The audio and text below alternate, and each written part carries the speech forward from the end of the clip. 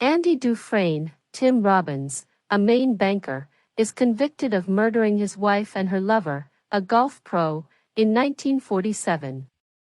Because Maine does not have a death penalty, he is sentenced to 2 consecutive life sentences and sent to the notoriously harsh Shawshank prison. Andy maintains his innocence, but his cold and calculating demeanor leads everyone to believe he committed the crime. Meanwhile, Ellis Boyd Redding, Morgan Freeman, also known as Red, is being interviewed for parole after serving a 20-year sentence at Shawshank. Red's parole is denied despite his best efforts and behavior, which doesn't bother him all that much. Red is then introduced as the local smuggler who can get inmates anything they want as long as it is reasonable. An alarm sounds to notify all prisoners of new arrivals. Red and his friends wager on which new fish will have a nervous breakdown on his first night in jail. Red places a large wager on Andy. During the first night, a newly arrived overweight inmate, nicknamed Fat Ass, breaks down and cries hysterically, allowing Haywood, William Sadler, to win the bet.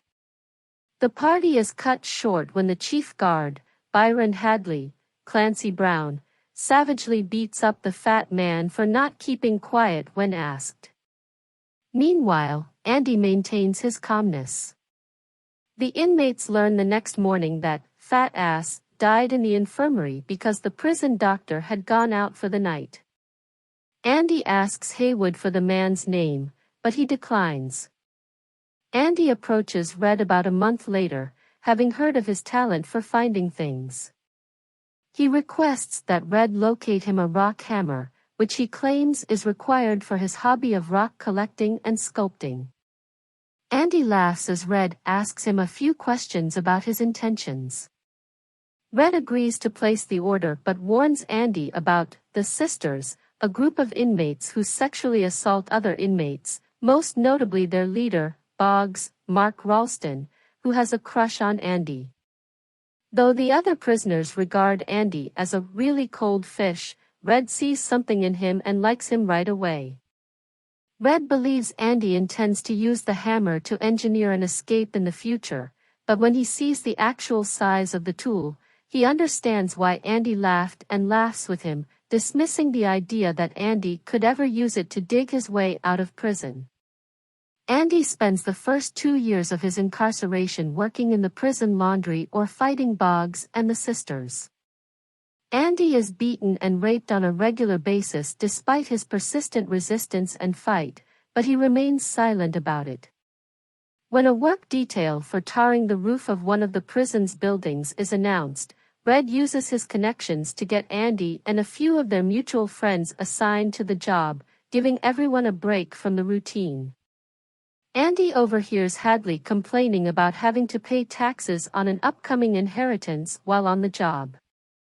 Andy, using his experience as a banker, explains to Hadley how he can avoid paying taxes by converting his money into a one-time gift for his wife. He then offers to help Hadley with the paperwork in exchange for some cold beers for his fellow inmates while tarring. Hadley threatens Andy with throwing him off the roof at first, but eventually agrees to provide the working inmates with cold beers before the job is completed. Andy may have engineered the privilege to curry favor with the prison guards as well as his fellow inmates, but Red believes Andy did it simply to feel normal again. While watching a movie, Andy approaches Red with yet another unusual request, Rita Hayworth. The demand surprises Red, but he agrees to place the order. Andy runs into the Sisters again as he exits the theater. Despite his ability to talk his way out of being raped, he is brutally beaten within an inch of his life, landing him in the hospital for a month. Boggs is sentenced to a week in solitary confinement for the beating. When he emerges, Hadley and his men are waiting for him in his cell. They severely beaten him, leaving him unable to walk or eat solid food for the rest of his life, and he is transferred to a prison hospital upstate. The Sisters leave Andy alone and never bother him again. When Andy emerges from the infirmary, he discovers a pile of rocks for him to sculpt and a massive poster of Rita Hayworth in his cell, both gifts from Red and his friends. Warden Samuel Norton, Bob Gunton, learns about Andy's assistance to Hadley and conducts a surprise cell inspection to assess Andy. While the guards are turning the cell upside down looking for illegal possessions, he finds Andy reading his copy of the Holy Bible and they discuss their favorite verses. The warden leaves, satisfied with their encounter, almost forgetting to return Andy's Bible. He then encourages Andy to keep reading the Bible, saying that salvation lays within. Andy is later informed that he will be working in the prison library alongside aging inmate Brooks Hatlin, James Whitmore. When a prison guard arrives and asks Andy for financial advice, the reason for his transfer becomes clear. Andy sets up a makeshift desk and begins working, advising most prison guards on financial matters and assisting them with their income tax returns. Andy sees an opportunity to expand the prison library and begins by requesting funds from the Maine State Senate. Every week, he writes letters. His financial support practice is so well-liked that guards from other prisons seek Andy's financial advice when they visit for inter-prison baseball games. Andy is even preparing his tax returns for the warden. Soon after, Brooks snaps and threatens to murder Haywood in order to avoid parole. Andy has the ability to calm him down. When his friends discuss Brooks' behavior, Red feels sympathy for Brooks, who has clearly become institutionalized after spending 50 years at Shawshank. He has essentially been conditioned to be a prisoner for the rest of his life and is unable to adapt to life outside the prison walls. These walls are funny, Red observes. You hate them at first, then you get used to them. After a while, you become reliant on them. Brooks is granted parole and is placed in a halfway house. He is also assigned to work at a supermarket, which he despises. He eventually commits suicide after finding it impossible to adjust to life outside the prison, leaving the message, "Brooks was here," carved on a wooden beam. Andy receives $200 from the state for the library after 6 years of writing letters, along with a collection of old books and phonograph records. Despite the fact that the state Senate believes this will be enough to put an end to Andy's letter-writing campaign, he remains undeterred and redoubles his efforts. Andy discovers a copy of Mozart's The Marriage of Figaro among the donations of old books and records that arrive at the warden's office. He locks the warden's office guard in the bathroom and plays the record over the prison's PA system. The music quickly captivates the entire prison. Red observes that the voices of these women gave everyone a brief sense of freedom. Outside the office, Norton is enraged by Andy's defiance and orders him to turn off the record player. Andy responds by increasing the volume. Andy is immediately sent to solitary confinement for 2 weeks after the warden orders Hadley to break into the office. When he gets out, he tells his friends that the stretch was the easiest time he's ever had in the hole because he spent it listening to Mozart's Figaro for comfort. When the other prisoners tell him that's unlikely, he talks about the power of hope in prison and how it can sustain them. Red strongly disagrees with Andy, claiming that hope is a dangerous thing to have in a place like Shawshank, and advises Andy to get used to living without it. Andy implies that this is exactly what Brooks did, and Red storms out of the room. Red has a new parole hearing not long after and realizes he's been in prison for 30 years. He says the same words he said 10 years ago, but with no enthusiasm. His parole is denied once more. Andy presents him with a harmonica to commemorate his 30th year, to which Red responds by presenting Andy with a giant poster of Marilyn Monroe to commemorate his 10th year. For years after the Mozart incident, the state Senate finally decides that they cannot get rid of Andy with just another check. So they give him a $500 budget per year to build his library. Andy makes wise use of it, striking deals with book clubs and charities to build the best prison library in the state, which he names after Brooks. Andy begins mentoring inmates who want to get their high school diplomas so they can get a good job when they get out, thanks to the expanded library and more materials. Meanwhile, Warden Norton takes advantage of Andy's knowledge and devises a scheme in which he employs prisoners to work on public projects that he wins by outbidding other contractors. Prisoners are cheap labor. He occasionally allows other contractors to score projects if the bribe is sufficient. Andy launders the money by opening several accounts in various banks and making several investments under the guise of Randall Stevens, a man who only exists on paper, which Andy created himself using his knowledge of the system and mail-ordered forms. Randall Stevens has a birth certificate, a social security number, and a driver's license. If anyone ever looks into the scheme, they will pursue a man who only exists on paper. Andy tells Red about it, noting that he had to go to prison to learn how to be a crook. Tommy, Gil Bellows, a young prisoner, arrives in Shawshank to serve time for breaking and entering in 1965. Tommy is friendly with both Andy and Red and is easygoing, charismatic, and popular among the other inmates. When Tommy explains that he's been in and out of prison since he was 13 years old, Andy suggests that Tommy consider a career other than theft because he doesn't seem to be very good at it. Tommy is moved by Andy's suggestion and asks him to assist him in obtaining his high school equivalency diploma. Tommy is a good student, but he is frustrated when he takes the exam and crumples it up and throws it away. Andy finds it and sends it in any case. Tommy inquires about Andy's case, to which Red responds. Tommy appears to be upset after hearing the story. He then tells Andy and Red about a former cellmate from another prison who boasted about murdering a pro golfer at the country club where he worked, along with his lover. The woman's husband, a banker, was imprisoned for the murders. With this new information, Andy meets with the warden, expecting Norton to assist him in obtaining a new trial with Tommy as a witness. Norton's reaction is diametrically opposed to Andy's expectations. When Andy states unequivocally that he will never reveal the money laundering schemes he has set up for Norton over the years, the warden becomes enraged and sentences him to solitary confinement for a month. The inmates debate the sentence, noting that it is the longest period of solitary confinement they have ever heard of.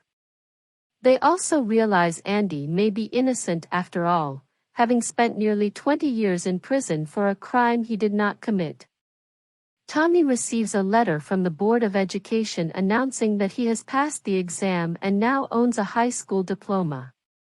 Andy smiles as a guard passes the news to him in his solitary cell. Tommy is later escorted outside at night for a private meeting with the warden. Warden Norton questions him about the story he told Andy and whether he would be willing to testify on Andy's behalf. Tommy wholeheartedly concurs. The warden gives him a smile before nodding to Hadley to shoot him. When the warden visits Andy in solitary, he informs him that Tommy attempted to flee and that Hadley was forced to shoot him. Andy does not believe Norton's story and informs him that everything has come to a halt and that he will no longer work for him. Should Andy refuse to work for him, the warden threatens to close the library, burn all the books, and move Andy to a much different cell in a much different part of the prison with the most hardened criminals. He then leaves and orders Andy to spend another month in solitary confinement to think things through. When Andy is finally released from solitary confinement, he and Red have a conversation in which Andy talks about his wife and how much he loved her, and how he feels responsible for her death despite the fact that he did not pull the trigger. He then discusses his future plans if he ever gets out of prison. He talks about Zihuatanejo, a beach town on Mexico's Pacific coast where he wants to live for the rest of his life and manage a hotel. He then asks Red if he wants to join him, to which Red says no and that he, like Brooks, believes he is too far gone. He then criticizes Andy for allowing Hope to play such havoc with his mind, claiming that it will only destroy him. Andy agrees and prepares to leave when he asks Red if he is familiar with the Buxton, Maine area. He then tells Red about a particular hay field with a large oak tree at the end of a stone wall. He then asks Red to promise him that if he is ever released, he will go back to that oak tree and retrieve something hidden among the stones, but he refuses to say what it is. Red makes a promise but is concerned about his friend's mental state. His concerns are heightened when he learns Andy has requested a 6-foot rope from Haywood. Red believes Andy may have finally reached his breaking point and is about to commit suicide. Meanwhile, Norton requests that Andy shine his shoes and dry clean his suit before retiring for the night. When Andy returns to his cell, the guards turn off the lights for the night. "It was the longest night of Red's life," he says. Andy has not answered the morning call and is not standing in front of his cell as he usually does. The guard yells at Andy for being late and walks to his cell, expecting to find a severely ill or dead Andy. At the same time, Norton becomes concerned when he discovers Andy's shoes in his shoe box rather than his own. The alarm then sounds, alerting the inmate that he is missing. Norton rushes to Andy's empty cell and demands to know why he is there. Hadley summons Red, who insists he is unaware of Andy's plans. Norton, who is becoming increasingly hostile and paranoid, begins throwing Andy's sculpted rocks around the cell. When he throws one at Andy's poster of Raquel Welch, in the spot previously occupied by Marilyn Monroe, and before that by Rita Hayworth, the rock punches through and into the wall. Norton tears the poster from the wall, revealing a tunnel just wide enough for a man to crawl into. In a series of flashback sequences narrated by Red, it is revealed that many years ago, shortly after receiving his rock hammer, Andy innocently attempted to carve his name on his cell wall when a chunk of it came off.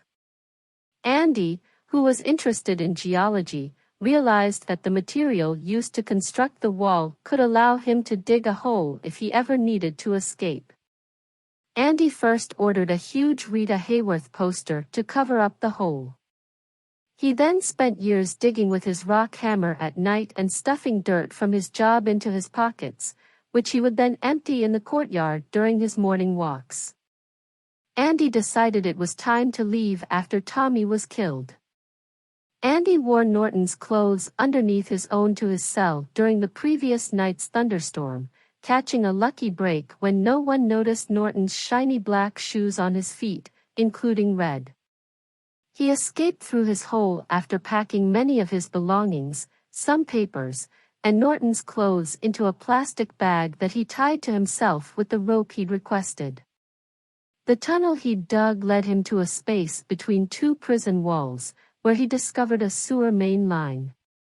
He used a rock to hit the sewer line in time with the lightning strike several times, eventually breaking it open.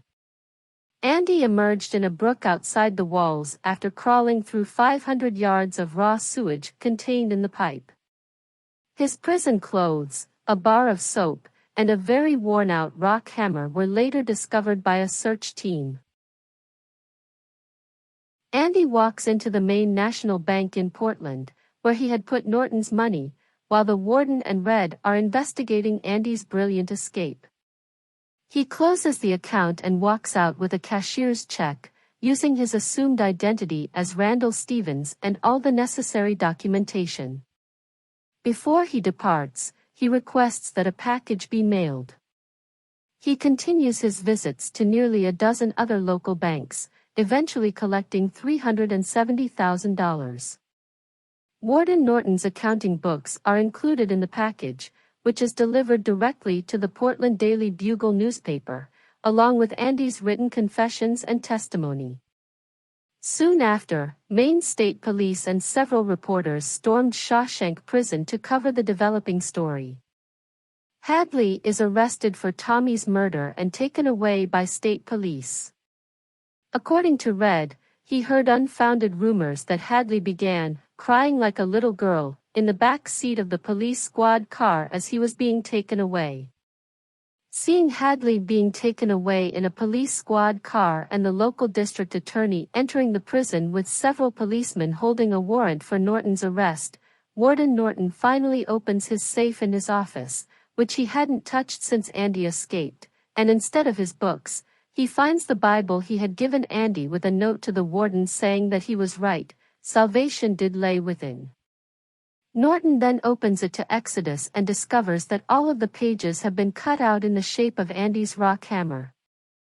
As the cops pound on his door, Norton returns to his desk, pulls out a small revolver, and shoots himself in the head. Red wonders if the warden considered how Andy could ever have gotten the best of him before pulling the trigger. Red soon receives a postcard from Fort Hancock, Texas, with no writing on it. Red interprets it as a sign that Andy has made it to freedom in Mexico. Red and his friends pass the time by talking about Andy's exploits, with a few embellishments, but Red suffers from depression as a result of missing his friend. In 1967, at Red's next parole hearing, he tells the parole board that rehabilitated is a made-up word invented to justify their job. He then expresses how much he regrets his previous actions, not because he is in prison, but because he realizes how wrong they were. He then concludes by saying that he will have to live with that for the rest of his life and requests that the board stop wasting his time and leave him alone. His parole has been granted. He goes to the same places Brooks did to live and work, even seeing Brooks' message carved into a wooden beam. He frequently passes by a pawn shop with several guns displayed in the window.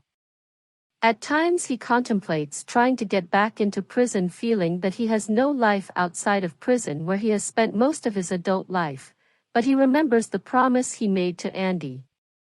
He then reveals that he was looking at the compasses behind the guns rather than the guns themselves, and he bought one. Red takes Andy's advice, hitchhiking to Buxton and discovering the stone wall Andy described. There is, as Andy mentioned, a large black stone. Underneath is a small box containing a large sum of money and instructions to come find him in Zihuatanejo, though he does not name the city in case it is misplaced.